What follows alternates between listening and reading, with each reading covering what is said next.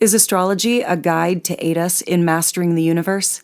This is the Cosmic Community Podcast with Galactic Ambassador Stacey Dredd. Hey everyone, thanks for being tuned in to KPOV 88.9 FM, your high desert community radio in Bend, Oregon. I hope you are having a good day. This is Stacey Dredd, Galactic Ambassador in the Cosmic Community. That's our astrology program here on KPOV every Tuesday, 4:30 to 5 p.m., where we dive into the week's planetary and lunar influences, how the energies may be felt in our lives, in our day-to-day, and how we may be able to work within the cycles of the universe to create a more benevolent life for all. So, doesn't sound too bad to me. Thank you so much for making time and space in your day today to receive these messages. If you need to listen again or share the archive program from today's show, you can do that at kpov.org at the Cosmic Community show page, and you can follow me on YouTube, The Cosmic Community Astrology. So, how was that big full moon last week? We had that full moon in Cancer on January 6th. That was a kind of a doozy. Cancer is definitely more sensitive, more emotional. This is a water sign, so we deal with emotions and how we feel. And Cancer energy very much is about our security also. When the moon is there, it just creates even more of these, the sensitivities, more of that is available. So we have, the opportunity to tap into things just a little bit more in regards to how we're feeling, emotions that we have that may have been maybe we hadn't been allowing things to come through. When you have a water sign and a big, heavy full moon, that becomes a moment of expression. That is the full moon energy is very much known for bringing things to a head. This is where also we find conclusive events. We have always a monthly cycle going from the new moon 2 weeks to the full moon, 2 weeks back to the new moon, to the full moon. The new moons are all about creating new things in our life, starting new 28-day cycles, and the full moons come around and help us to see succession, see that we've, come to a conclusion, we've succeeded in regards to, whatever that new intention that we set. By the time the full moon comes around, we're really reaping what we sow off of the new moon around the full moon. So another way to continue to, improve the way that we work with the energies and the way that we work with the astrological information. We want to be able to work within the cycles. So this big full moon that we had last week really colored the whole weekend with some pretty sensitive energies. And so, if that came through for you, just know that you are not alone. You were not alone in that. I felt it. I can tell you that. Definitely had some full moon feelings going on, and hearing about that also from people in my life that, there were definitely some bigger expressions going on. And so that's good. That's healthy. These water signs, these full moons, they come through in times that we need them, and we work with that and we say, oh, wow, I had a big illumination, during this big full moon that just happened. Something became clear to me. That's another thing that the full moons do. They bring extra light to the sky, right? So they're illuminators, the full moon, and also the sun's energy, very much known to just bring bring illumination through. We bring the light into parts of our chart, and we get to see, things that come up, and they might not always be comfortable, but it's definitely always most benevolent. So whatever has come up for you over the last week involved with this full moon, just know that it's things that we, can now work with. It's something that's come to light, and now we have the opportunity to move forward with this newfound illumination that we have, this newfound knowledge. The sun was opposite the moon. The moon was in Cancer at 16 degrees, and the sun opposite the moon. That's what makes a full moon in the chart. The sun was at 16 degrees of Capricorn. So 16 degrees in all of the signs would be affected when you have a full moon at any place in the chart. You know that the rest of those, 16 degrees of every other sign is going to be feeling that. It's going to be activating that point. So if you have no idea what I'm talking about, you have your very own unique astrological map of where the planets were when you were born. And this is in astrology said to bring a lot of illumination to parts of ourselves and the things that make up a person. So each of the planetary entities in the chart, they each have little different representations of what they mean. And so if you have your sun at a certain degree in a certain sign in your birth chart, that's our traditional astrological sign. When you open up the newspaper for your horoscope, you're looking at your sun sign placement. But you have 1, 2, 3, 4, 9, 10, plus a bunch of asteroids. There are tons of asteroids that a lot of astrologers use. I don't actually use them for this part of what I do. For this half-hour radio program, I have more than enough to work with already before bringing a bunch of asteroids in. But I guess I do work with Chiron. Chiron is an asteroid, but it's always in the chart here. So your sun's at one place, and that says, where the sun represents ourself and kind of like our ego and our personality and the things that color us as a human being. That's like the personality that we bring to a room. And then you have your moon sign, where the moon was placed in the chart when you were born. And so that is going to have a lot to do with the way the moon represents our emotions and our feelings. And so the way that we interpret and use our emotions and our feelings is colored very much by the moon placement in our chart. We've all known people who deal with their emotions in different ways, right? And so it's like, what's up with that? Why doesn't everybody just go through the same process when they deal with their emotions? Well, I'm sure there's a lot of explanations for that, but I have an astrological explanation for that one. Moon placement is a really, really important thing to understand when it comes to your feelings, your emotions, how you deal with your feelings, your emotions.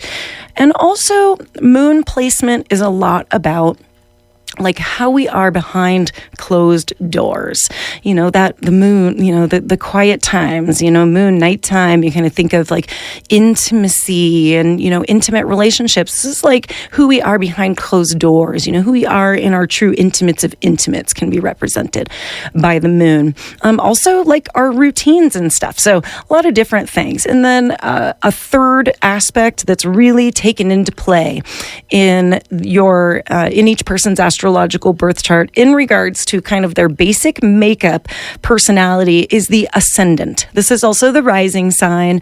This is what sign was rising on the horizon when you were born. And so that ascendant sign is another really telling one. The ascendant is sort of what people see us for. That's like what we put out front. The ascendant sign is like what people always get off of a first impression from us. So your ascendant sign says a lot about what people see in you, when they're first meeting you, things that they are really, that really kind of stick out about you, that can be told a lot by which sign your ascendant is in. So this is all part of our astrological natal birth chart.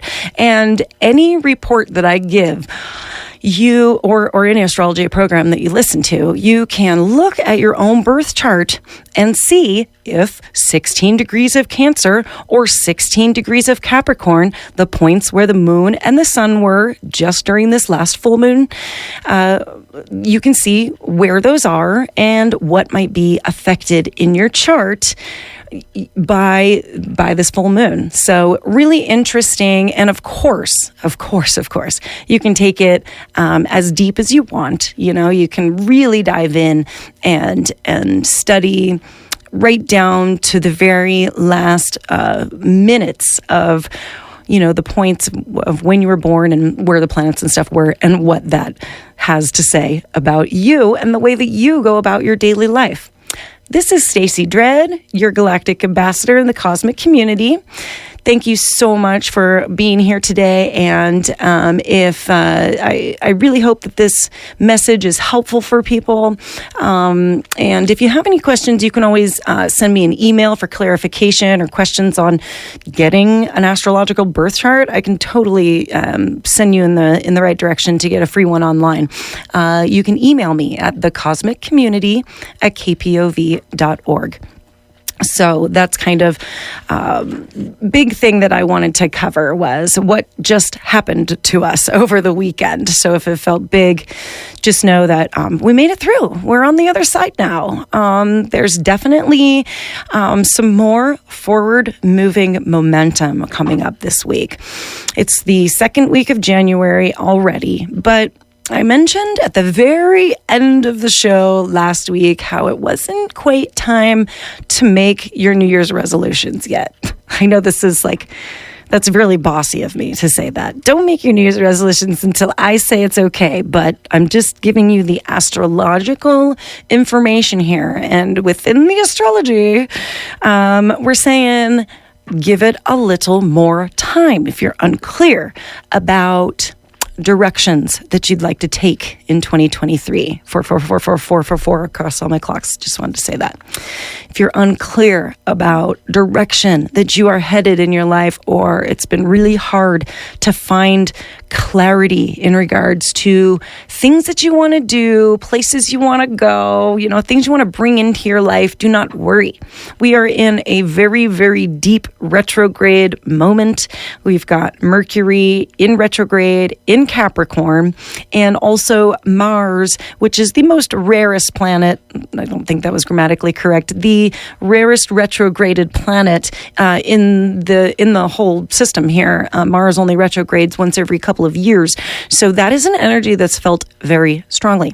Mercury is our mind. Mercury represents our mind, the way we communicate, talking, conversation. That's all represented there in Mercury. Retrograded Mercury, not such a great communicator, not such a great point maker as normal. Normally we can think really clearly or make points, really clearly to people, but for some reason, just having a hard time finding the right words or finding the letting it flow right. It's just not flowing totally right now. That's Mercury retrograde. It will clear up. Mars retrograde. Mars represents our physical bodies. Mars represents our warrior spirit. This Mars retrograde is longer term. We've been dealing with this since late summer of 2022. And this week, we have Mars stationing direct on January 12th, and that is happening at just before 1 o'clock in the afternoon here on the Pacific coast at 8 degrees of Gemini. And so we have right now 2 of the planets that help us really move forward, think, get things done, create a warrior spirit, really go out and get what we want. Both of these planets are like sitting really still and like doing nothing right now. So, this is still a very good time to continue your research. Look into the past. When we have a retrograde situation as we do right now, our mind is thinking about the past. Our body is literally, we might even feel like we've taken 3 steps back recently, our body's moving very slowly. We may be healing even more slowly. We may not feel like the urge to go out and get life like we normally do, like let's go get life. That is Mars energy. When Mars is retrograded, we can feel like a little more of a sidestepper. Mars is a direct, forward-moving, linear energy. And so if you're normally used to getting things in life like that, you could feel really frustrated right now with the energy the way that it is, or frustrated with other people because they are not getting it as normal, right? They normally are so good at that. Or why are people not following through on things? Or why am I not following through on things that I normally would? That this is all tied up in these retrograde cycles. So have no fear. We are starting to move forward this week. Mars sitting very still at the point when it stations retrograde and direct. Any planet, when it stations retrograde or stations direct, that means that it comes to a total standstill and switches directions very slowly. So take it slow. Be patient. Mars is never usually a patient energy. And so we are maybe having trouble even finding patience. I myself have been like super irritable, super critical, super skeptical, like I don't know, like really retrograding over thoughts a lot. I've been very, very like heady, a little more than usual. And it's a little overwhelming, but just know that, we can pay attention to ourselves without paying attention to the exact details. Just watch right now. Now is a good time to kind of sit back and watch yourself think. Sit back and watch, your body movements and just kind of just take it in as an observer and be super patient with yourself. If you feel like you have a lack of motivation right now, or you're just tired, that will be changing very quickly as we do have Mercury stationing direct next week. I will have to get into that next week, but just kind of like looking forward, we have Mercury stationing direct on January 18th. And then also next week, we have Uranus stationing direct also. And at that point, we will have all of the planets moving direct.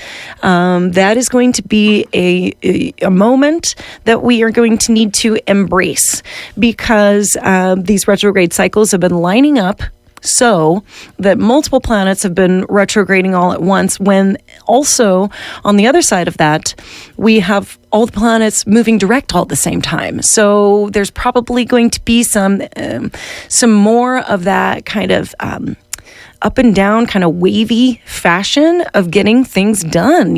Early in the year, this year, 2023, we're going to have a lot of energy pushing us forward. But come April, May, June, we're going to start to see the planets retrograde again. And so there's going to be another opportunity for us to go back and edit, redo, go over stuff that we've already done. But yeah, here by the end of next week, definitely the energies are going to feel much different. We have some big social energy up for play right now. We have Venus just moved into Aquarius, and Pluto is going to be moving into Aquarius soon. We also have Saturn there. And so there is definitely this desire to like get out and be social right now. So if you feel the desire to reach out to people, just feel like talking or whatever, it's a good time to do that. Aquarius energy is very social. It's all about finding people that's like your tribe, finding your tribe. Aquarius is all about organizations, groups of people, groups of like-minded people. And so you could feel an urge, to join a club around some topic that you really love. Maybe you really love mushroom foraging. And so you're going to like join up with a group of other mushroom foragers. That's a very Aquarius thing, very Venus in Aquarius thing to do. And so, reach out to like-minded folks. We are social creatures after all. We do need each other to provide a sense of security in our lives. And that is absolutely something that was sort of brought up a little bit of our fears around security could have been brought up during this full moon in Cancer. Cancer is definitely an energy that wants security. It's like the mother hugging the little baby child, like I will defend and secure this, this little guy or girl with all my life. Like that's the Cancer energy, like the mother protecting her child, like the mother bear. That's totally Cancer energy. And so over the weekend, we could have found ourselves acting out because we didn't feel safe. We could see other people, really struggling with creating a sense of security for themselves and for other people in their lives. This is definitely something that kind of comes in waves. And again, it's been illuminated, right? That, hey, maybe, I thought I had dealt with this fear, of this one thing. And now I've got a little illumination that it's still something that I need to continue working with, and that is beautiful because that's an opportunity to clear that out. So in the end, what we want to try and do is work benevolently and positively with all of these energies, not just use the big moments to freak out because it was a full moon or whatever, We want to go into this and really, really know that, when things are extra sensitive, maybe we should try and use that information, to our best and for other people's best. So I don't know what I'm getting at here. I guess this is my little, stay positive, stay on it because there is a lot of work to be done. And if you are listening to this program, it means that you are wanting to uplift your life and uplift your community when you do that. That's what we want to do here on Community Radio. And I very much appreciate you listening to the program today and being tuned into KPOV. If you need to hear the archive program of the Cosmic Community Show, you can access that at the Cosmic Community page on kpov.org. Follow me on Facebook, The Cosmic Community Astrology, YouTube, The Cosmic Community Astrology. And if you need to email me any questions, comments, or just introduce yourself because, you've been listening to the show for a while and just wanted to say, hey, send me a line. I'd love to hear from you. That's the Cosmic Community at kpov.org. And I guess that's about it for this week. Stay patient. Stay patient. Take it slow. It's a good time to question why we are thinking, why we are doing, really slow down, use this opportunity to continue to up your game, right? When we can be an observer to our own lives, I don't know about you, but I think I know what's best for other people. why didn't they just do it my way? That's like, then everything would be perfect. That's obviously my own illusion that I'm working through, which was brought up to me over the weekend by this full moon, by the way.